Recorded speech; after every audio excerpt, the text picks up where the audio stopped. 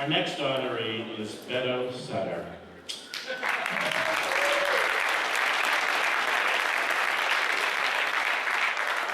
Now, Beto has opened the doors of his business to many fundraisers and events benefiting GMHC, Hetrick Martin Institute, the Lesbian and Gay Immigration Rights Task Force, and many, many other important organizations.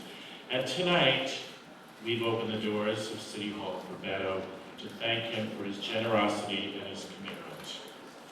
Born and raised in Rio de Janeiro, Beto started working as an actor at age 9 and went on to become a successful theater producer in Brazil. He came to New York in 1990 for a quick vacation and some English lessons. And he ended up meeting his life and business partner, John Blair.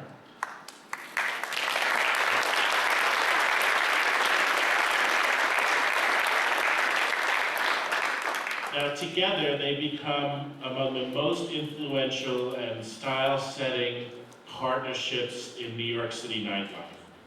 Beto has established an impeccable reputation for quality venues, always managing to find the cutting edge of any trend.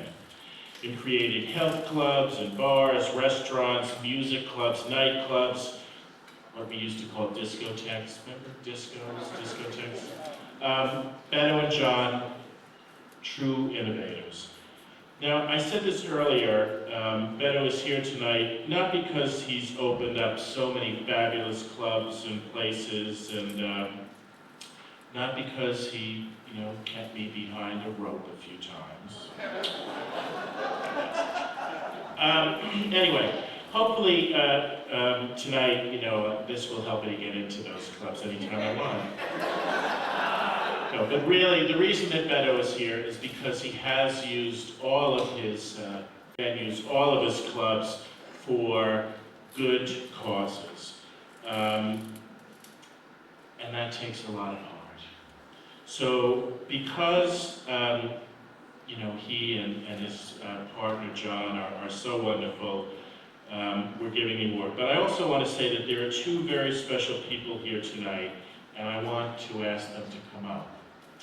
It's Beto's parents, Maria Lisa and Fernando, who have come here from Brazil.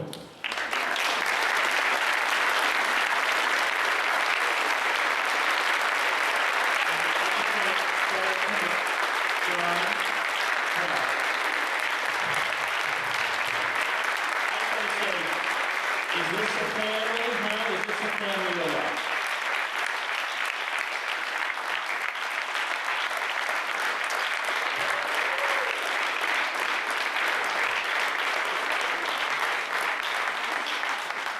Wow, this is too much. It's my first time making a speech and I had to make it in English. So, first I'd like to thank Senator David Patterson and the New York State Senate Democratic Conference, not only for this great honor, but for their fight for the rights of the lesbian, gay, bisexual, and transgender community. Senator Patterson, we really appreciate your work and your leadership in the State Senate, and I'm proud to have you as a leader. Thank you so much. I'd also like to thank Senator Tom Duane. I promise I'll never keep you outside again. But I also want to thank you for everything you've done for our community. This nation has no greater voice among our openly gay elected officials than you, and I'm very thankful for that.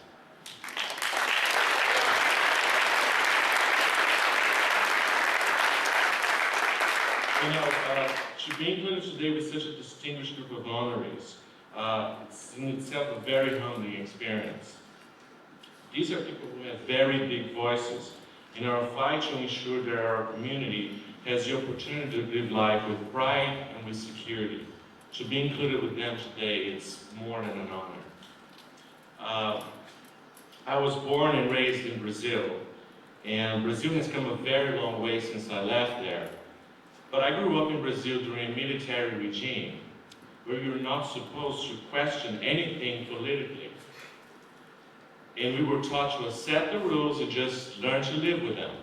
Well, for those of you who know him, imagine what it meant to me to come to this country and shortly after meet Alan Roscoe. Alan is someone who is never afraid of taking on a good cause and he's always called upon when the hard job needs to be done. You've been not only a great friend, Alan, where are you? You've been not only a great friend, but you've been a great mentor, and I can't thank you enough for that. I've had the privilege of growing up the son of very special parents, and I'm sure that having a gay son was as shocking and as difficult to them as it was to most parents, and I say most parents, of their generation. But through it all, they never questioned their love for me, and they gave me nothing but complete support. They have always taken an active part, and I can't express how much it means for me to have them here today.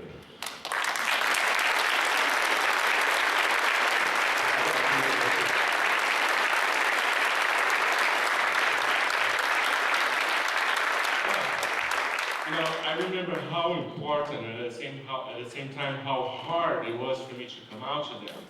And I think of how many kids do not have the loving family that I do.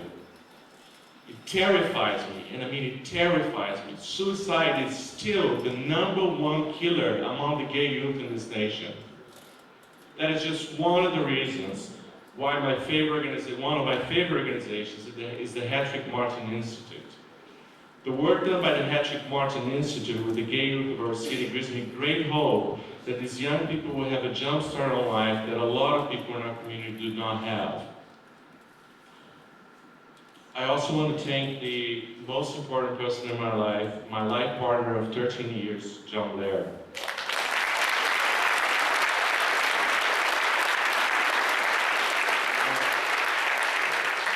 Life with him has been an incredible journey of personal growth, love, respect, and friendship.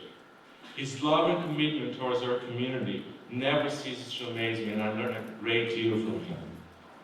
We're very lucky to have had the support of both of our families, and actually John's sister, Debbie, has also flown in from California just to be here today.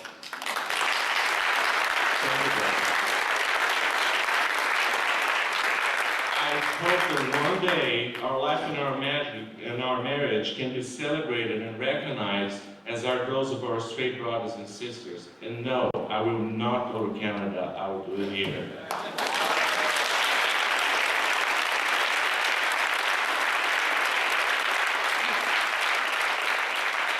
The great difficulty John and I had in securing my right to stay and live in this country would have been much different had we been a heterosexual couple. For almost 5 years, we lived the fear of knowing our love and life together could be taken away from us at any time. Now, I ask you, how many more couples in our community will have to face this injustice? How many more will be forced to leave their loved ones and return to native countries or live in the U.S. illegally?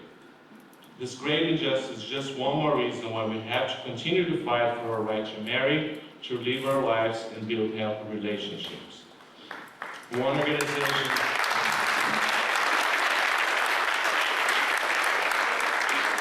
organization that is on the forefront of this battle is the Lesbian and Gay Immigration Rights Task Force. This organization has and is helping hundreds of people get through this injustice system, and they need our full support. Every year I come to this room and I sit in the audience in total awe. You know, this is not only a really beautiful and magical room, but this is the room where New York history is made. And this is the room where, at least once a year, we all gather to publicly say to the world, we are here, we are united, and we are proud. Thank you so much for having me.